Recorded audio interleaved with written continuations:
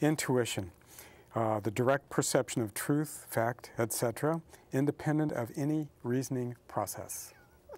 Immediate apprehension or comprehension, a fact or truth perceived this way, a keen and quick insight, the quality or the ability of having such direct perception. An immediate cognition. Okay? Immediate. So when you know, that's intuition. And there's a strength to it. Okay?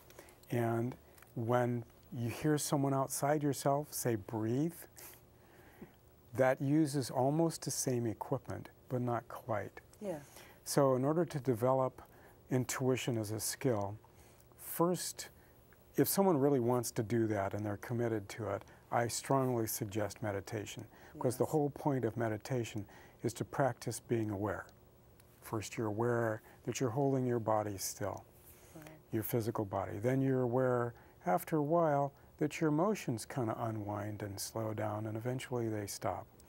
And eventually, as you continue to watch, and we're talking years, you get to the place... Maybe not. Yeah, it depends on where you started, though, too. Have you talked to the latest, like, 21-year-old or 16-year-old, 17? These kids are moving so fast. If they know what it is they're being asked to do, and they do it, it's amazing. Right, but that doesn't mean that they started there. It means that they're just picking up where they're at with what they've got. With what they've got. Right? You know, and if they've already spent 1,000 years meditating, right, then they've got that accomplished. So then the next thing you do is you watch your rational mind slow down and stop and unwind in its speed. And then you can get to the place where you're watching your intuitive mind, which only deals in concepts. There's no words when the intuitive mind is functioning and the rational mind is slowed down and stopped. And eventually you get to the place where you can watch your intuitive mind stop. And then everything shifts at that point. So when you've practiced meditation to the point where you've got your rational mind at least slowed down, you know exactly when intuition is offering you something and when it's your imagination. And at that point, your imagination is only functional when you call it out of its place of rest and put it into action. And then there's no confusion whatsoever. The other thing that I have people do is I have them do a breathing exercise. There's several that I'm working with. But one of them is to put your feet flat on the floor, wiggle your toes, right? Start with wiggling the toes, right? So put your feet flat on the floor, wiggle your toes, and find your heartbeat. And once you find your heartbeat, you breathe in the full inhale to the count of 8, an even number, 6, 8, 10, whatever. But you breathe in, you fill your lungs, and you hold it in for half the number you breathed in. So let's say you breathed in to the count of 8, and then you hold it in, filled up, to the count of 4 heartbeats, and then you breathe out for the count of 8, same number that you breathed in for, and you hold it out to the count of 4. And you just repeat that. And when you repeat that several times, you'll settle down, you'll quiet, and you'll calm. Okay?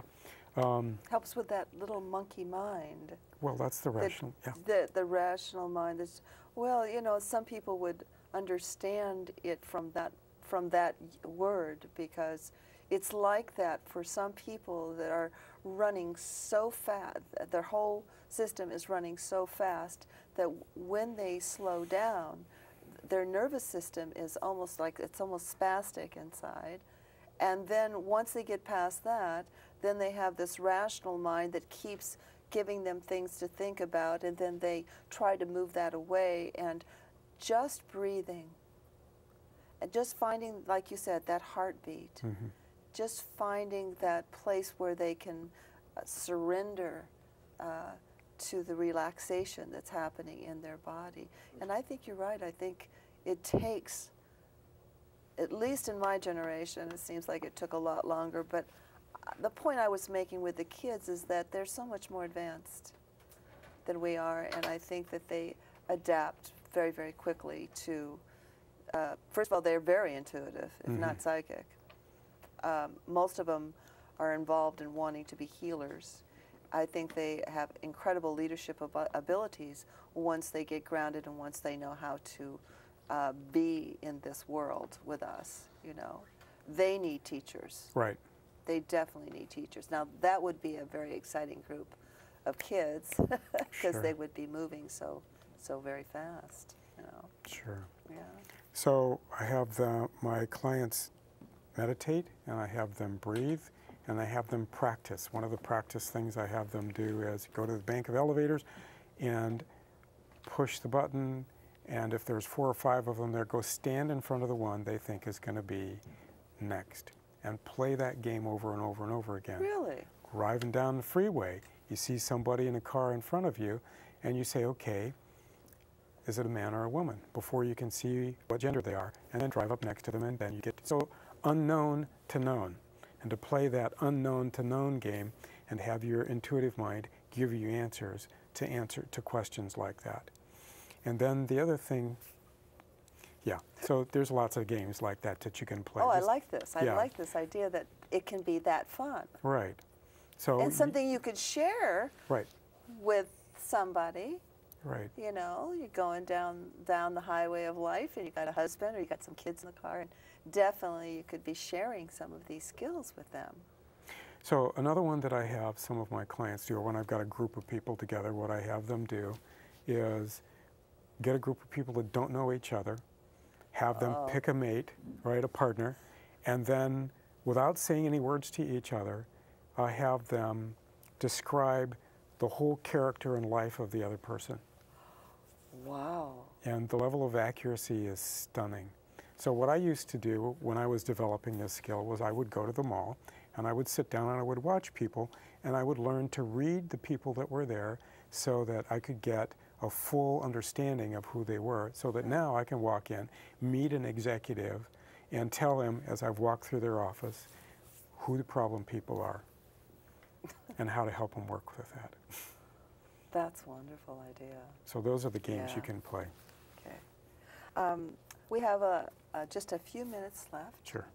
And I had a whole list of questions here, but I'm looking at why would anyone with an executive level of responsibility spend the time to build intuition? Because they'll have better decisions, because they'll be faster at getting to solutions than all of their competition. Literally, intuition is a competitive edge that if you've taken the work to accomplish it, you get there sooner and faster. And if you do that, your whole organization will be more creative. And you know, there is also the ability to have that intuition work from the inside out as far as health care, artistic abilities. I mean, it has so many other levels to it besides running a company. I mean, I think it can go in and you can use it for golf, use it for tennis. It's actually unlimited in how one could use it, even with a camera. Your intuitive would say, we're coming up pretty soon on a place where you're going to be taking a lot of incredible pictures. So it's about time that we have to go, and I want to thank you so much for coming. Thank you. Thank you so much for coming. It's And fun. I'm going to think about some of these tools. I want to thank our sponsors, which is Westside Florist, Aloha Market Center on Southwest TV Highway in Aloha, and Izzy's Family Restaurant, Southwest Broadway in Beaverton. A special thank you to our crew and audience, and remember to create possibilities in your life and expect a miracle. See you next time. Thank you for watching Create Your Own Reality, a program about hope, inspiration, and encouragement. If you would like to be a member of our audience for future shows, please email us at createyourownreality@hotmail.com. We are grateful to these local businesses for their support in making this program possible.